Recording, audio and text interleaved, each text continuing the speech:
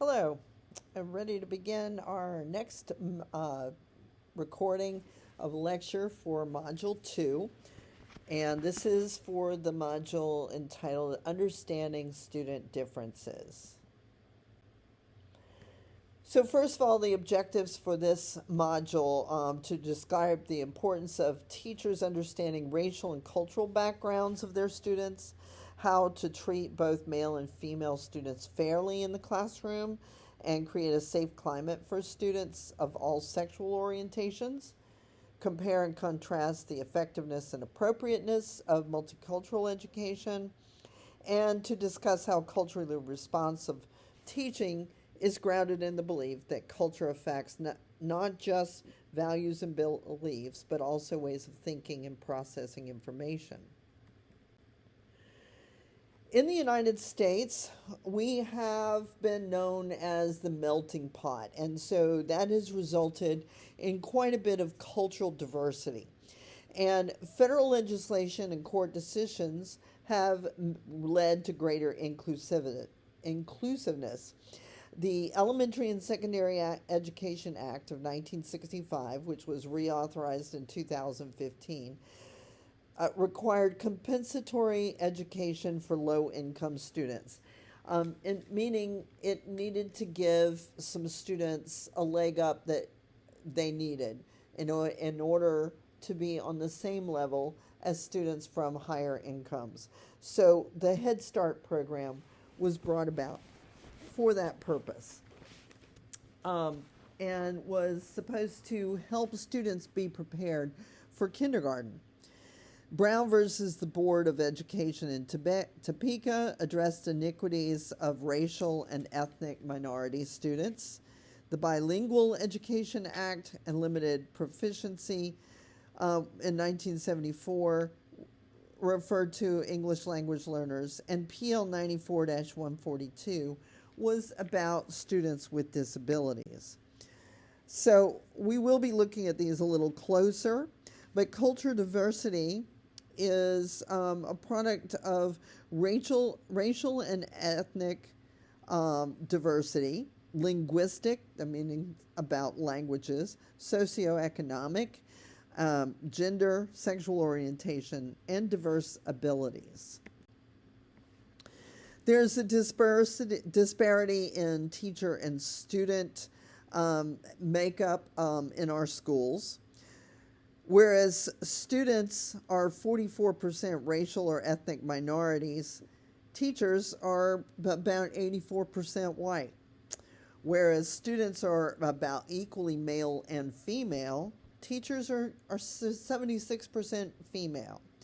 And most teachers are middle class, but students are from a variety of socioeconomic status, and many do live in poverty.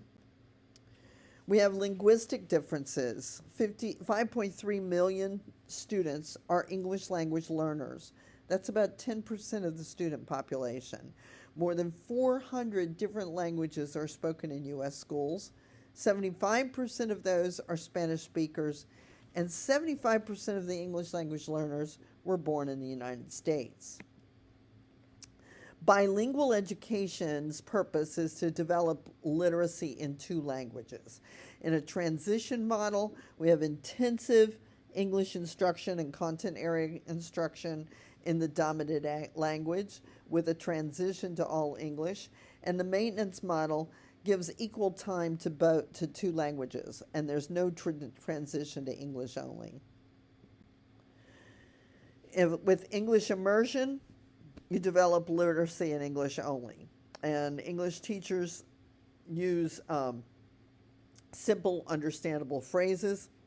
And English as a second language, ELLs are pulled out for intensive English instruction.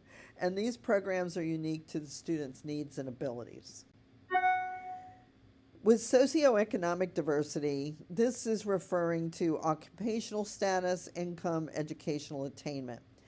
Those levels have distinct customs, values, and beliefs, and may cause misunderstanding of the expectations in the classroom. And we can take a closer look at Ruby Payne's hidden rules. Ruby Payne is a writer and researcher who has created a framework for understanding poverty. I highly recommend this book. It's not going to be required for this course, but it is definitely something you need to be familiar with. Payne argues that hidden rules influence the way different classes understand each other and prevent people from easily moving to a different social class. You have probably all seen TV shows about someone who won the lottery who was extremely poor, and all of a sudden they're very wealthy, but they don't know how to navigate through a socioeconomic level that is so much higher than what they are used to. By the same token, you've probably seen movies of someone who had a lot of money and all of a sudden lost their job and their car broke down, and all of a sudden they are at a very low socioeconomic status, and they have no idea how to navigate through that. So Ruby Payne provides information about successfully transitioning to different classes and all of the things that we need to learn about in order to support those students. So she explored the impact of poverty on behavior and mindsets, barriers to success, the relationship between education and poverty, cross-cultural communication, building community resources and support systems, and addressing generational impact, strengths and resilience in poverty, and collaborative approaches to ending poverty. She also offers 5 caveats or warnings that are key to understanding her work. Economic class is a spectrum, not clear-cut categories. The hidden rules in each class are not right or wrong, they're simply different. Poverty is relative, has more to do with stability and resources than money. Framework is based on patterns, and so there are exceptions. And this is only one perspective on poverty and is only one part of a whole picture. Her framework is guided to help you foster empathy, awareness, and actionable strategies to help. So what are the 2 types of poverty? Generational and situational.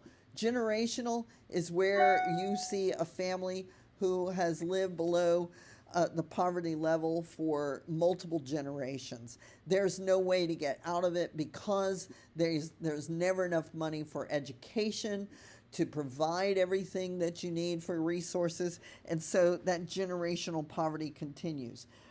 Situational poverty is what I referred to before, where someone loses a job, car is broken down, house is repossessed, and all of those things happen, and now they're in a situation they don't know how to navigate.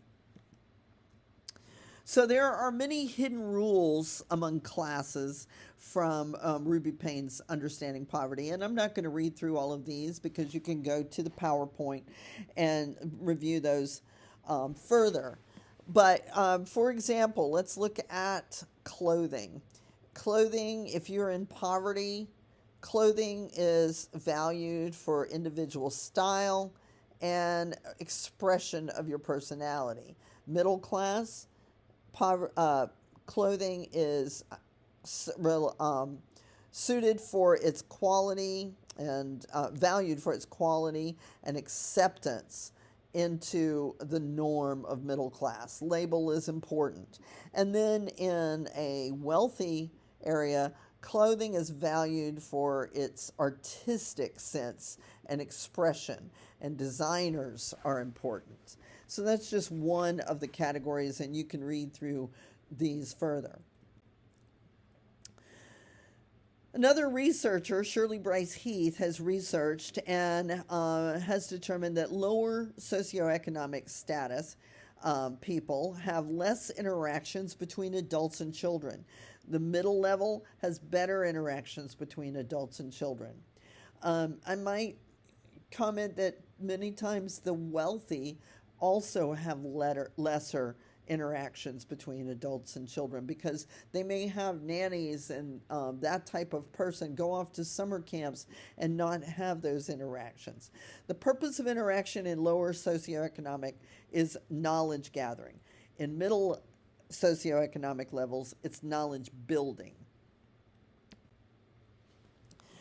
With gender and sexual orientation, there is still an active debate regarding whether these are biological or socially created differences, but research suggests that teachers often treat different genders in a different manner. It used to be that female students were acknowledged as having less time spent on science and math. They were steered towards other professions and so forth.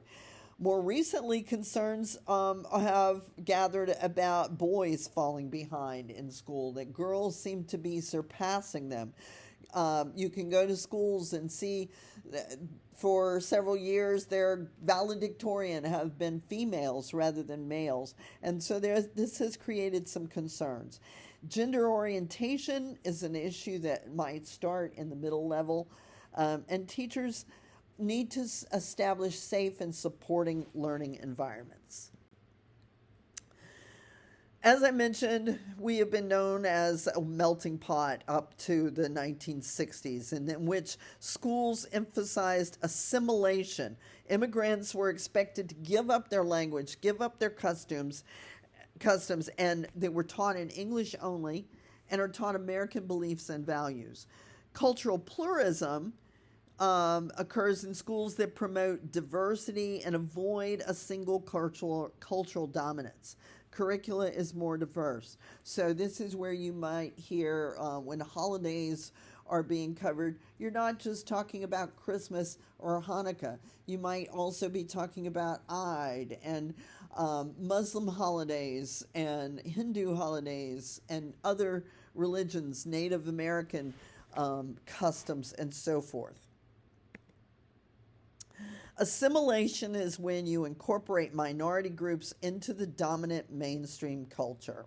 Recently, I went on a cruise in Alaska, and there was an exhibit in Anchorage of it was a museum, a cultural museum, and it had an entire exhibit about Native American children who were removed and sent to boarding schools where they were forced to leave behind their own native cultures and wear Western clothing, speak English, and so forth.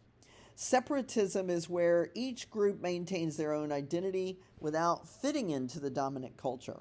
My husband came from a family of immigrants from the Ukraine and grew up in New Jersey, where it was quite obvious that different neighborhoods were from different countries. And so he lived in a neighborhood that was all Ukrainian. In fact, their next door neighbors had been neighbors in the old country. Another neighborhood is all Italian, and another one might be all Irish. And they really kind of kept to themselves in those areas. Cultural pluralism is where the groups maintain their own identities while also sharing a common culture. The response is important, that we have a response to economic inequality, racism, and sexism. There are multiple goals for that.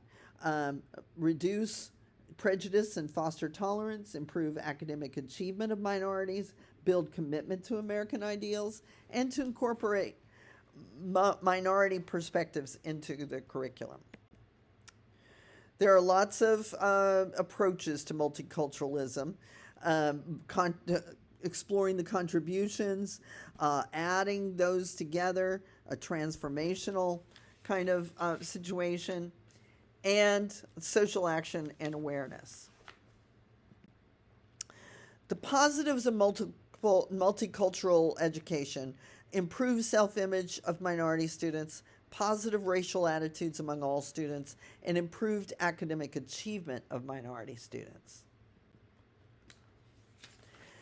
The critics and criticisms are that it undermines common American culture, distracts from the basic purposes of schooling, reading, arithmetic, and so forth, and focuses on self-esteem rather than academic hard work. And separatist programs can lead to reverse discrimination and more misunderstanding. Critics reject the idea that everything is of equal value. Critics think there are limits to pluralism. Some even totally reject cultural pluralism and suggest that English should be the only accepted language in America. Forced assimilation, I mentioned that before, is the cultural assimilation involuntarily of religious or ethnic minority groups, forced to adopt language, national identity, norms, and so forth. In culturally responsive teaching, that incorporates ways of thinking of different cultural groups. Culturally responsive teachers learn about their students' cultures, incorporate elements of their students' cultures into instruction, set high expectations for all students, and develop positive relationships with families of students. Culturally sustaining pedagogy is where you retain and sustain culturally responsive teaching. It advances cultural pluralism and helps sustain cultures of historically marginalized groups. I did want to go back to this. Well, it's not letting me. Back to the previous slide that talked about the relationships with parents. I was recently interviewing a teacher who had told me that she was doing some activities with rice in her classroom. It was an art teacher, and she had come into a classroom that already had rice that had been dyed in different colors. And a parent came in, and this parent was a medical student, and he had children, and he had come from another culture. And when he saw the rice on the table in all the different colors, he began to cry and said, that rice would have fed my family for a week. And the teacher was devastated, and she decided she would not use food in our activities any longer. You probably have seen teachers using things like macaroni and rice to create artwork. So it's just something to remember. If you're working with students whose first language is not English, they often understand more than they can actually say, and they have to learn academic as well as conversational English. The language that they would use to write a paper is going to be different from the language they use talking to their peers. So basic communication skills develop before academic skills, however. They need visual and nonverbal cues and need help with comprehension and decoding. In order to embrace cultural differences, broaden your own cultural understanding, learn about the students' cultures, use culturally responsive teaching, differentiate instructional activities and approaches. Sometimes just having options in an assignment is very helpful. And it helps students bridge the gap between expectations. Several years ago, my son, who is a data scientist, worked for the Cape Fear Collective. It's out of Wilmington, and so you may see their name here and there. And they have a community data platform that's cloud-based, and it has a lot of data about neighborhoods and so forth. So if you go to the healthycommunitiesnc.org or the one with the community-data, you can actually plug in an address and learn about the students you have in your class. You can plug it in and find out whether they are living in a food desert, whether they're living with limited access to medical care, if they are far away from any schools and they would have to ride on a bus to get to their schools. All sorts of information that you can find out to help you learn some general information about your students and where they live and where they're coming from. And there are some objectives here that you can review, and you can see that on the actual PowerPoint in that's loaded in the course. And let me know if you have any questions. Thank you.